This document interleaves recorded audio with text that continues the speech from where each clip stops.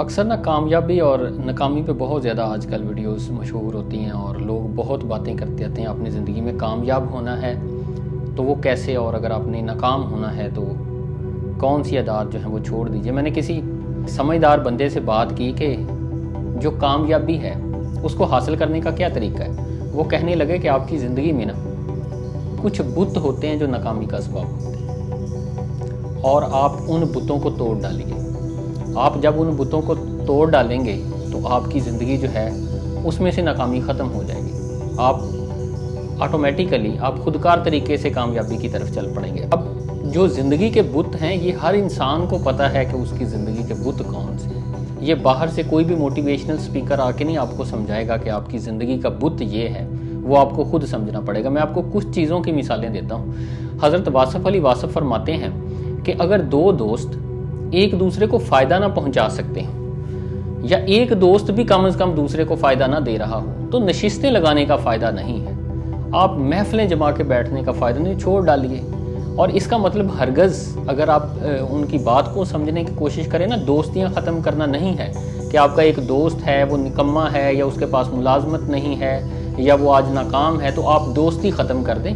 اصل میں بتانے کا مقصد یہ ہے کہ اگر آپ کسی کے کہتے ہیں کہ میں دوست ہوں، آپ اس کے ساتھ نشست لگاتے ہیں، آپ اس کی محفل میں جاتے ہیں، آپ اس کے پاس بیٹھتے ہیں یا اس کے ساتھ کھاتے ہیں، تو آپ اس کو فائدہ پہنچائیں. یا آپ اس سے فائدہ لے رہے ہوں، چاہے وہ دنیاوی لحاظ سے ہو چاہے وہ آخرت کے لحاظ سے، کیونکہ معاشرے ہمیشہ اس طرح پروان چڑھتے ہیں. اگر آپ یہ کہیں گے بس دوست ہیں اور ایک دوسرے کا جو ہے دونوں ہی نقصان کر رہے ہیں، دونوں کا وقت ضائع ہو رہا ہے، گھر میں بیوی انتظار کر رہی ہے، ماں انتظار کر رہی ہے، بچے پریشان بیٹھے ہیں، لیکن آپ کہتے ہیں نہیں میں نے دوستی نبھانی ہے، لیکن آپ ایک دوسرے کو فائدہ نہیں دے رہے. تو واصف علی واصف فرماتے ہیں پھر آپ جو ہے دوست نہیں ہیں، محفلیں ختم کر دیں. تو ایسا دوست جو آپ کا وقت ضائع کرتا ہے، جو آپ کی زندگی کو بیکار بناتا ہے، جو آپ کو آگے بڑھنے نہیں دیتا، تو آپ یہ پہلا زندگی کا بت ہے اسے ختم کر دیں. یا تو آپ اسے فائدہ دینا شروع کر دیں، کم از کم وہ کوئی اچھا انسان بن سکے اور آپ زندگی میں کہہ سکیں کہ میں فلاں کا دوست ہوں.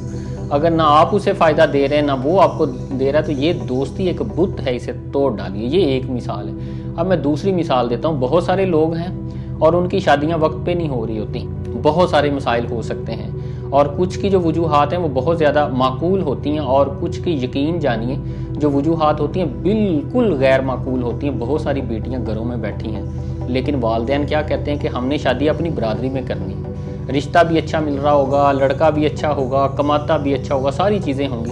اب یہ جو برادری ہے، جو ذات پات کا نظام ہے، یہ ایک بت ہے. ہم مسلمان تو ہیں، آپ دیکھیں گے ہمارے معاشرے میں لوگ اسلام کی بڑی بات کریں گے، نمازیں بھی پڑھیں گے، روزے بھی رکھیں گے، لیکن جب ذات برادری کی بات آئے گی اور جو سب سے زیادہ لوگ محنت کرنے والے ہوں گے ان کو وہ کمی کمین کہیں گے، اور جو معاشرے میں سب سے زیادہ معاشرے کو فائدہ دینے والا ہوگا اس کو سب سے زیادہ بیوقوف سمجھا جاتا ہوگا، اور جو سب سے زیادہ لوٹ مار کرنے والا ہوگا، رشوت کا بازار گرم کرنے والا ہوگا، جو بڑے بڑے ہمارے سیاستدان ہی آپ سمجھ لیں کہ لوٹنے والے ہوں گے، ہم انہیں اشرافیہ میں شامل کریں گے. اور جو رزق حلال، جس کو اللہ فرماتا ہے کہ حلال کا رزق کمانے والا میرا دوست ہے، ہم اس کو حقارت کی نظر سے دیکھیں گے. اور کبھی بھی بیٹی کا رشتہ جو ہے لوگ اس بندے سے کرنے کو مطلب مائل ہی نہیں ہوں گے کہ صرف برادری مختلف ہے، اور کسی کے پاس برصغیر پاک و ہند میں کوئی سرٹیفکیٹ نہیں ہے کہ اس کی ذات کیا ہے. اور اگر فرض کریں یہ پتہ بھی چل جائے کہ اس کی یہی ذات ہے، تو وہ ساری زندگی بھی لگا رہنا وہ یہ نہیں ثابت کر سکتا کہ اس کی ذات افضل ہے. کیونکہ اللہ کے نزدیک جو بڑائی کا معیار ہے وہ تقویٰ ہے، وہ ذات پات کا نظام تو ہے نہیں. تو یہ بھی ایک آپ سمجھیں کہ ایک بہت بڑا ہمارے معاشرے میں بت ہے، جس کی وجہ سے لوگ جو ہے وہ اب کتنی پریشانی ہوگی اس باپ کو جس کی بیٹی گھر میں بیٹھی ہے، لیکن معاشرہ اور اس کا سماج اسے اجازت نہیں دے رہا کہ وہ اپنی برادری سے باہر کرے. بلکہ میں نے حال ہی میں ایک بندے سے سنا کہ وہ کہتے کہ اس نے اپنی بیٹی کا رشتہ کہیں برادری سے باہر کر دیا، اور برادری والے اکٹھے ہو کے اس کے پاس آ گئے کہ ہم نے آپ کا حقہ پانی بند کر دینا، مطلب آپ سے تعلق ختم کر دیں گے. تو یہ بڑی تلخ حقیقتیں ہیں، یہ بھی زندگی کے بت انہیں ختم کیجیے. اس کے بعد آپ دیکھیں کہ آپ ایسی جگہ پہ رہتے ہیں، آپ دور دراز ہیں، کسی گاؤں میں رہتے ہیں، آپ کا وہ مکان ہے، اور یہ میں مثالیں دے رہا ہوں اپنے دوستوں سے، اپنی ساتھ جو زندگی میں بیتی ہیں ان سے.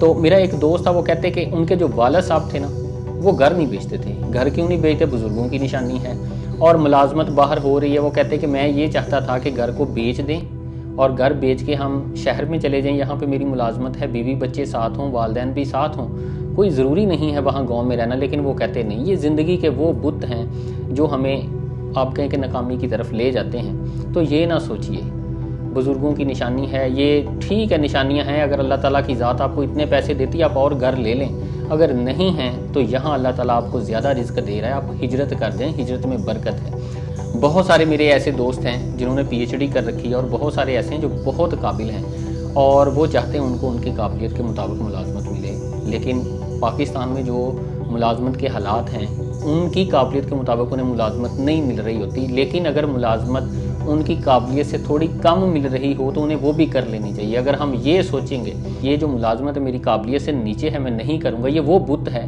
جو آپ کو آگے نہیں بڑھنے دے گا۔ آپ وقتی طور پہ کچھ نہ کچھ کمانے والے بنیں گے، اور جب آپ حلال رزق کمائیں گے نا تو پھر القاسب و حبیب اللہ کے تحت آپ اللہ تعالیٰ کے دوستوں میں شمار کیے جائیں گے۔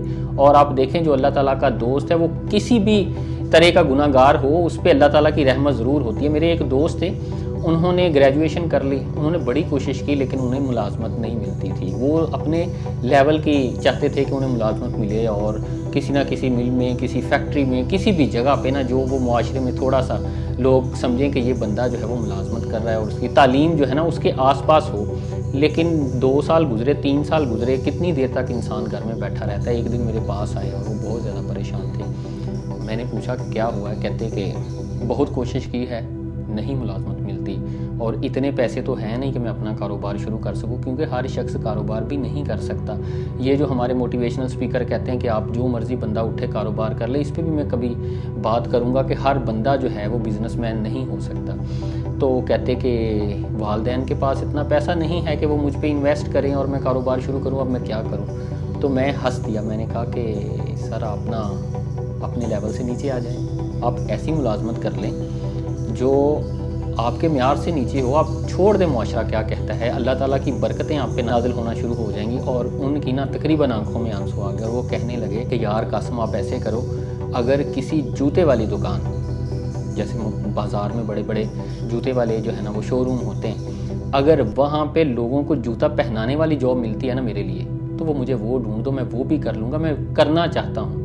اب جب انہوں نے یہ لفظ کہے نا، آپ یقین کریں کہ میرے اوپر نا ایک عجیب سی کیفیت طاری ہوئی، اور میں اسی ٹائم سمجھ گیا کہ اللہ تعالیٰ نے ان کی رزق کے دروازے کھول دیے، کیونکہ انہوں نے وہ بت توڑ دیا ہے جو ان کی قابلیت کے وجہ سے اس کے مقابلے کی جو ملازمت ہے نہیں مل رہی۔ اور پھر کچھ دن ٹھہرے اور اللہ تعالیٰ نے نا انہیں ایک چھوٹی سی ملازمت، آپ کہیں کہ ایک کسی کے گھر میں ٹیوشن پڑھانے کے لیے، اور پھر اس کے بعد کسی فیکٹری میں ملازمت، اور پھر اللہ تعالیٰ نے ان کے لیے دروازے کھول دیے۔ تو ہمیشہ آپ کبھی یہ نہ سوچیں کہ یہ والی جو ملازمت ہے یہ میرے معیار سے نیچے ہے۔ اس کے علاوہ بے شمار ایسی مثالیں جو میں آپ کو دے سکتا ہوں کہ جو ہماری زندگی میں، اب آپ نے یہ فیصلہ کرنا ہے کہ آپ کی جو زندگی ہے اس میں کون سا بت ہے، وہ کون سا بت ہے جو آپ کی زندگی میں ناکامی لے کے بیٹھا ہے، آپ نے اس کو توڑنا ہے۔ وہ یہ بھی ہچکچاہٹ کا بت بھی ہو سکتا ہے، وہ آپ دور جگہ جا کے ملازمت کرنے کا بت بھی ہو سکتا ہے، وہ کوئی بھی بت ہو سکتا ہے، آپ اسے توڑیے، کامیابی خود بخود آپ کے پاس آنا شروع ہو جائے گی۔ اللہ تعالیٰ آپ سب لوگوں کو خوش و آباد رکھے۔